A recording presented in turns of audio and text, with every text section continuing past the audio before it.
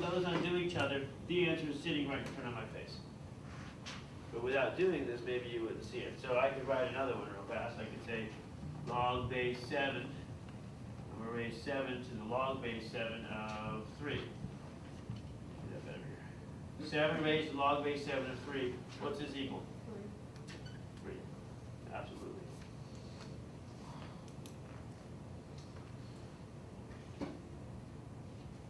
So maybe now on the rest of the worksheet here, you can tell me quickly. 35, what's the answer? Number 34, what's the answer? And number 36, what's the answer? What is it?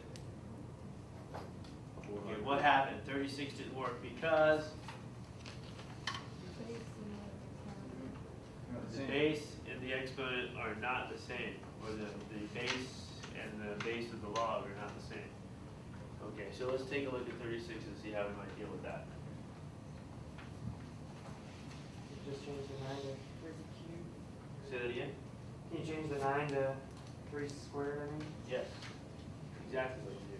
9 raised to log base 3 of 20 is the same thing as 3 squared, which is 9, raised to log base 3 of 20. And when you raise a power to a power, what do?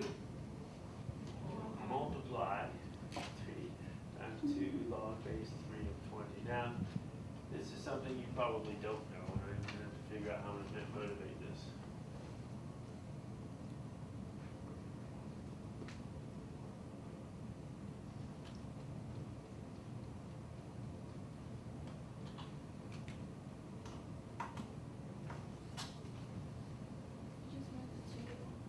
Well, watch this. I'm going to do it, and then I'm going to explain it, okay? Because I don't really know how to motivate this. This is the same thing as 3 log base 3 of 20 times 3 log base 3 of 20. Now, you see these two bases are the same? When you have the same bases and you're multiplying, what do you do with the exponents? So this is log base 3 of 20 plus log base 3 of 20, also known as 2 of them. That's a stretch, but you got it? Now what's this value? Times, what's this value? 20. Check the answers. Make sure I got it. Now there's actually another way to do this. Yep. Is that right?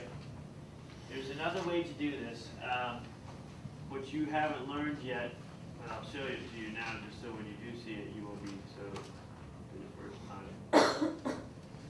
It's familiar. When you have a number in front of a logarithmic function, you have the ability to move that number. And here's where you can move it. You can move it right up on top of that thing and write log base 3 of 20 squared. Now if I had done that, I'd have 3 log base 3 of 20 squared.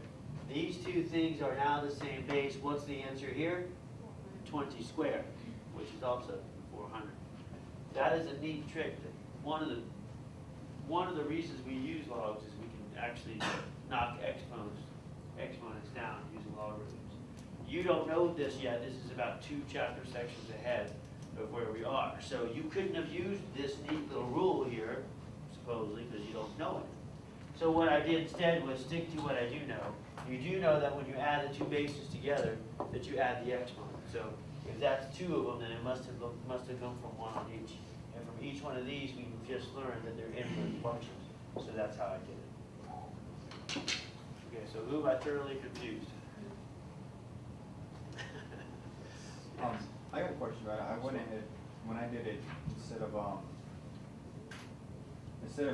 taking the 9 down and putting it through, making it smaller to equal the both being the same. Okay.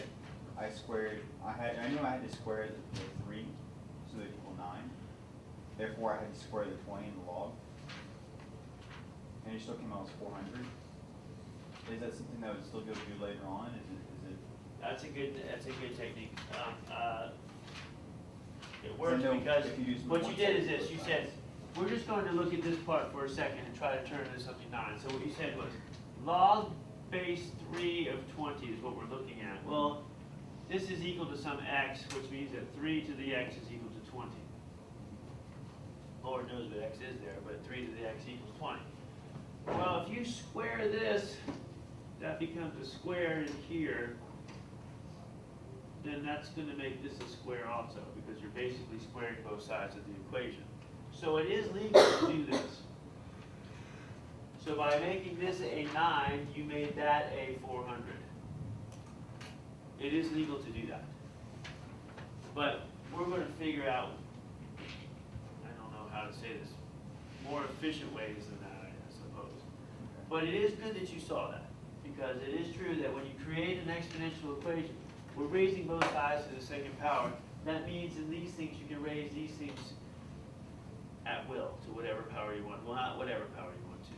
There's one that you wouldn't want to do, which is the one you wouldn't want to do. Yeah, don't raise it to the 0 power, because that doesn't do wonderful things. But other than that, you can do. So when I say whatever you want to, I mean within bounds, right? Within some bounds.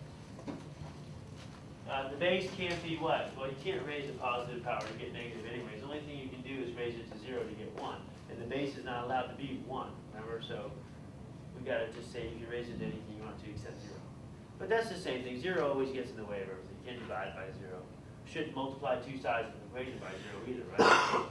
You're trying to solve an equation, you multiply both sides by 0, well, might as well get your eraser out. Did the same thing, right? So, there's limitations as to what you can do, but yes. All right. Let's go ahead and take a look at some of the ones in the book so we can have some examples. While I have your attention over here at the homework, though, I want to point out something in case I haven't. There is no class on Tuesday. 11, is that 6? 6. No, 8. 8 or 9. What is it? It's the 10th class. No, It's 10. 10, yeah. Tuesday's the 10th? Yep. Tuesday's the 9th. Tuesday's the 10th. Wednesday's the 10th. I'm just saying, you told us the 10th. No, Wednesday's the 11th. I know Wednesday's the 11th, so Tuesday must be the 10th. Okay. I'm just reminding you guys, there's no class on Tuesday, whatever date it is. I think it's definitely the 10th, because Wednesday is November 11th, which is Veterans Day, which there's no school that day either. College is closed on Wednesday. So, not that you guys have to worry about my class that day, but that means you'll have a break from my class and from all your other classes on Wednesday next week. So this homework is kind of long. It's 1 through 95 odd. So let's take a look at some of those and see what we can do.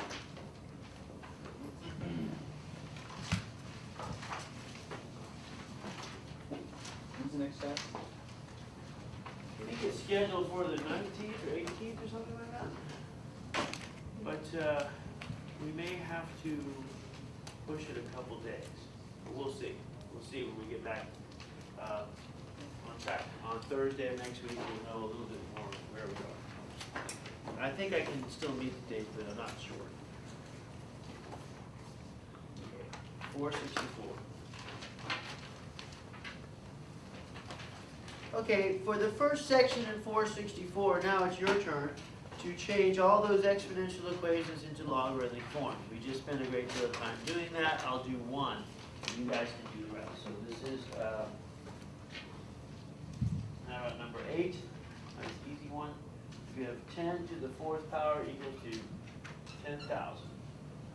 How do I change that back to a log? Well, I'll write the word log. What's the base? 10. Okay, what goes next? 10,000 equals to? Okay, and log base 10 is one that you have on your calculator.